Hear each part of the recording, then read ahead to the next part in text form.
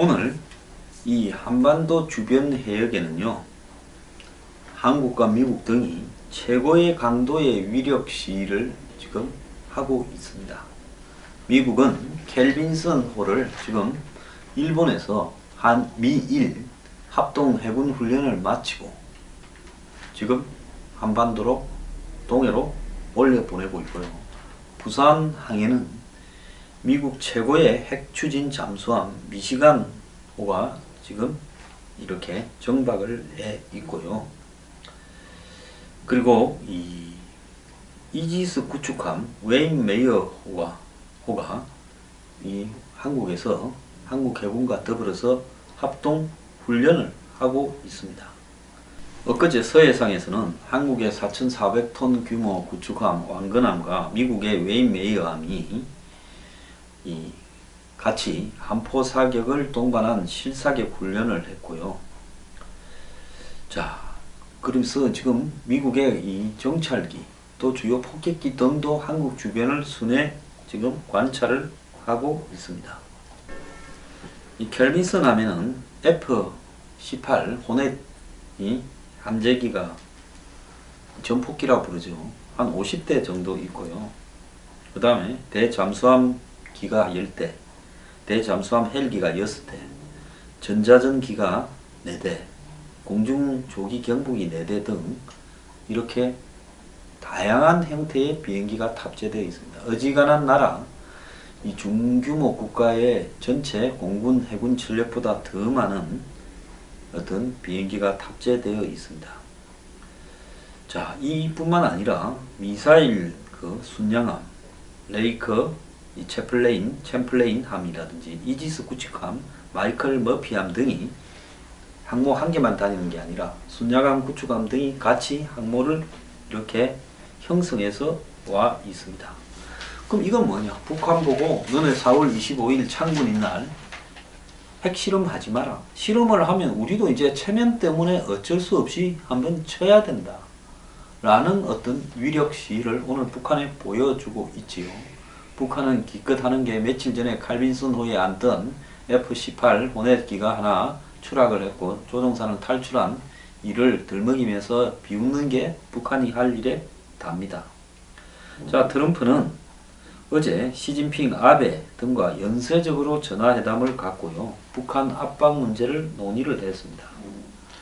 미국 대통령이 중일 정상과 같은 날 연쇄 통화를 했다는 것은 처음이라는데요. 25일 있을 북한에 있을지 모를 6차 핵실험을 막기 위한 부분이라는 거죠. 오늘 한미일 6자 회담 대표는 동경에서 회동을 하는데요. 석탄이나 철강석을 완전히 묶어놓는 금수 조치 이외에 중국 내에 북한 노동자들을 다시 북한으로 다 돌려보내라. 그리고 북중 관계에 있어서 교역을 완전히 중단하는 것까지도 이렇게 해라 하는, 즉 북한이 다시 핵실험을 했을 때 북한의 원유 공급을 전면 중단하고 방금 말한 석탄 철강석을 전혀 못 팔게 하고 노동자를 다 돌려보내고 북중 간의 무역을 국경을 사실상 폐쇄함으로써 막는 이런 징벌 조치들에 대해서 어제 협의를 긴밀히 했습니다. 자, 트럼프는 마지막으로 북한을 경고를 했고요. 그래서 그 경고 내용들을 인식시켜 주기 위해서 시진핑, 아베와 어제 통화를 했고 군사적 옵션을 이야기를 했습니다. 자, 북한이 또 핵실험을 하면 미국은 그 핵실험을 한 부분 근처를 기습적으로 폭격할 수밖에 없다. 그리고 중국은 그것을 묵인을 했다. 엊그제 환구시보가 말했지 않았습니까? 그리고 오늘 결과를 보면서 유엔에는 4월 28일 틸러슨 미 국무장관이 주도하는 이 유엔 안보리 장관급 북핵 회의까지 열리게 됐습니다. 과거 오바마 시절에는요, 미국이 뭘 하려고 그러면 중국하고 러시아가 딴청을 피우면서 상당히 방해를 했는데요. 이번에는 미국이 경제 문제 등을 걸어서 중국을 직접 끌어들여서 한번 해보려면 해보자 하면서 가고 있기 때문에 중국이 지금 유사 이래 대북 제재에 미국과 함께 보조를 맞추면서 가장 강력한 압박을 북한에 대해서 하고 있습니다. 최근에 북한의 환경북도 길주 풍계리 핵실험장 북쪽 경도에 이상한 물체가 보이는 등 북한이 핵실험을 하려고 하는 거 아닌가 하는 정황도 있었습니다만은 현실적으로는 핵실험을 했을 때 감당할 수 없는 대가를 두려워해서 결국 북한이 ICBM 기술과 긴밀하게 연결되는 미사일 시험 발사 정도로 한번 하고 그칠 것 아닌가 이렇게 지금 보여지고 있습니다. 자, 북한은 한마디로 중국의 체면을 적당히 세워주는 수준 하에서 제한된 도발을 해서 자기들이 그래도 살아있다라는 것은 보여주고 미국 보고 꿈틀하는 모습은 보여주면서 중국을 보고 한마디로 너네들을 완전히 무시한 건 아니고 신경을 좀 썼다라고 이야기할 수 있을 수준의 도발을 할 거라고 보여지고 있습니다. 지금 미국 정부는요, 오늘 미국 의회에 대북 정책에 대해서 상원 브리핑을 하고요. 그리고 이제 이 중국은 지금 북한 국경에 20만 병력을 깔아놓고 북한이 다시 핵실험을 했을 때 돌아올 수 없는 다리를 건너는 거다라고 압박을 하고 있습니다. 자, 여기에서 우리가 굉장히 주목해 봐야 될 부분은요, 북한이 앞으로 그럼 어떻게 할 건가? 저는 북한이 매우 약아서 오늘은 핵실험을 안 할 겁니다. 이번 달 안에는 안 할 겁니다.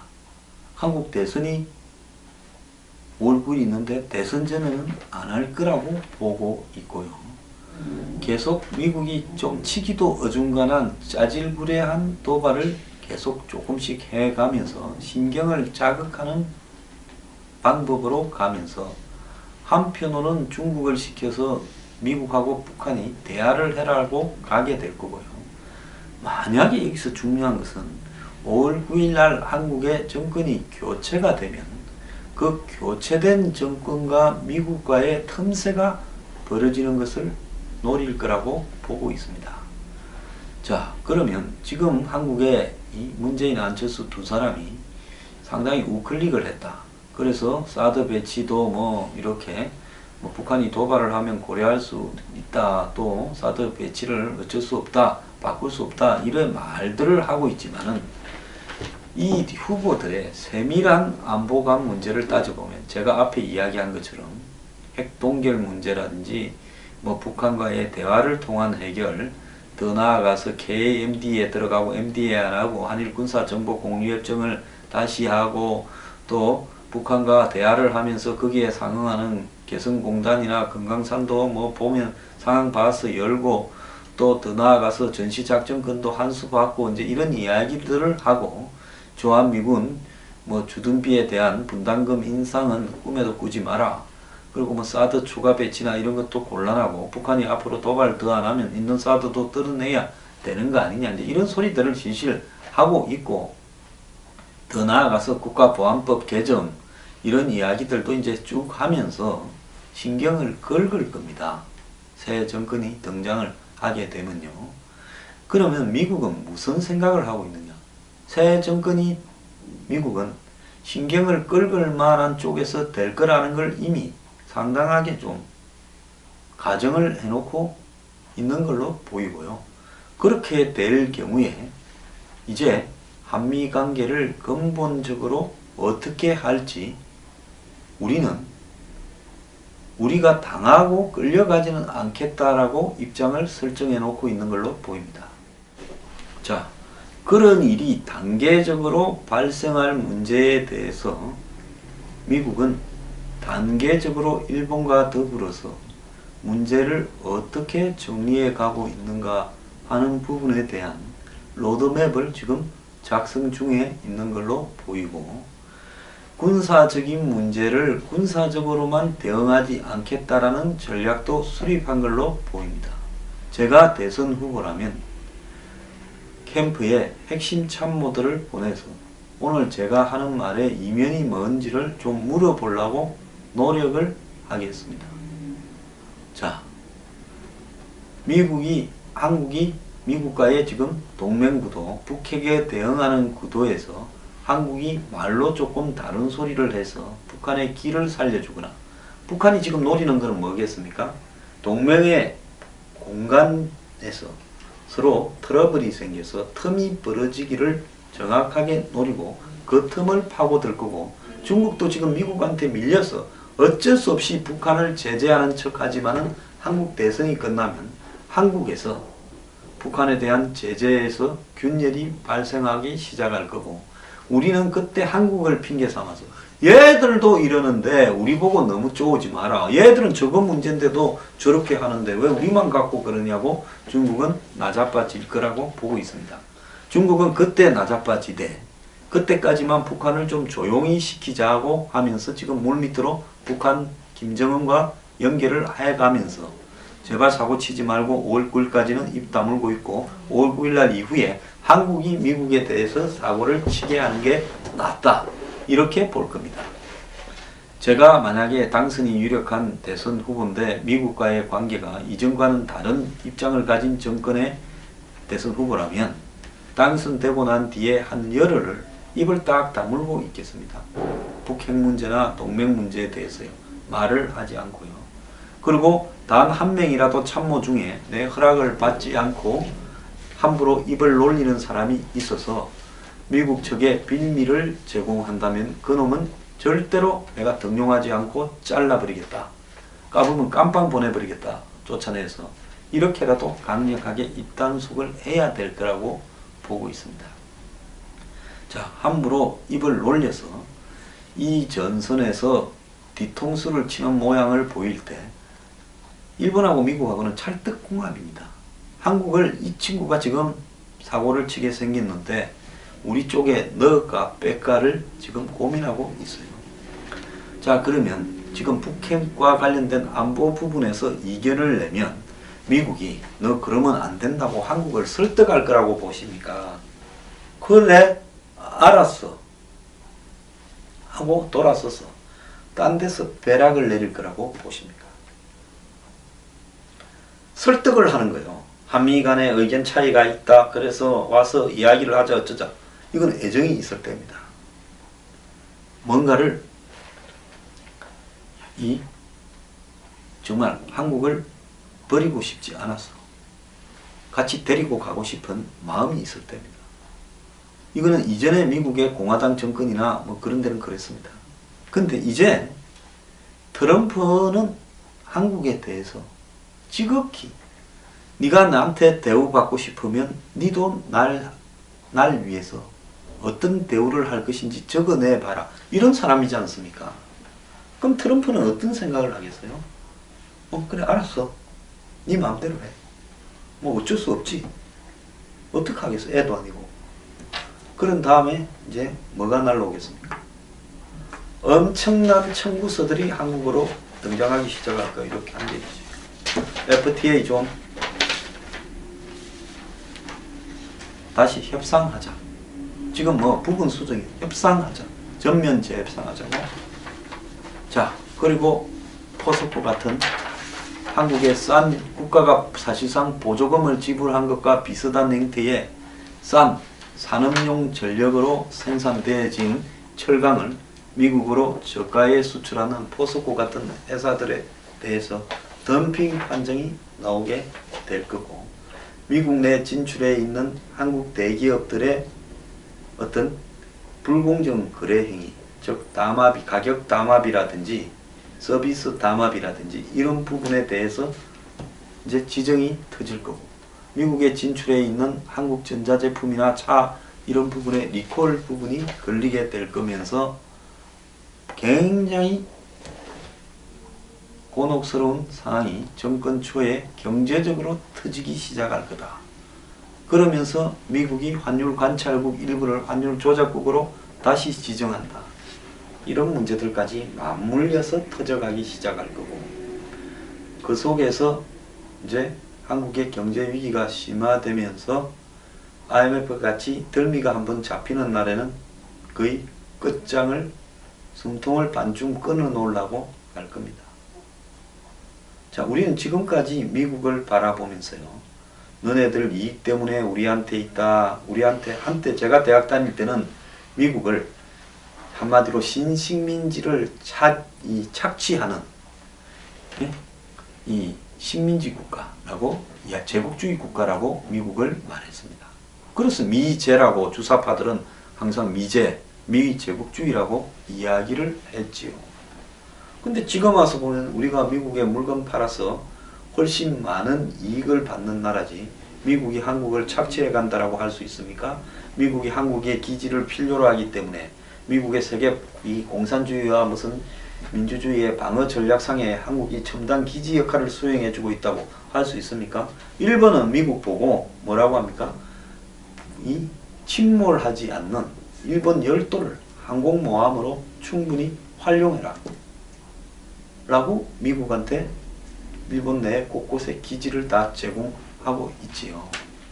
이런 일본, 미국의 이 일자리 창출을 위해서 수십조의 돈을 투자하겠다라고 제안을 한 일본, 100만 개쯤 일자리를 만들어 줄게 하고 하는 일본에 비해서 미국이 한국을 바라보면, 이 자식들은 우리한테 돈 벌어가면서 불만대로 많고, 사드 공짜로 하나 줬더니만 5개밖에 없는 거, 그거 갖고도 시끄럽고. 자, 그렇다면 너네는 구제불능이다. 자, 중국 불러라. 시진핑이 보고 김정은이를 회담장으로 불러내라 해서 미북 간의 핵동결을 전제로 평화회담이 급진전되어버릴 수도 있습니다. 시진핑이 이렇게 말하겠죠. 김정은이 최근에 한 2달간의 모범적으로 조용히 있었다. 자, 우리는 서로 배짱만 맞으면 동맹이지 뺄 거냐. 수십 년 된 동맹도 뒤통수 맨날 때리더라. 이러면서 상황이 걷잡을 수 없이 흘러가 버릴 가능성이 있다는 겁니다. 그래서 보수 일각에서 미국이 북한을 한번 폭격해 줄 거다라고 기대해 마지 않는 많은 사람들이 있는데요. 저는 꿈에서 깨라고 말을 하고 싶어요.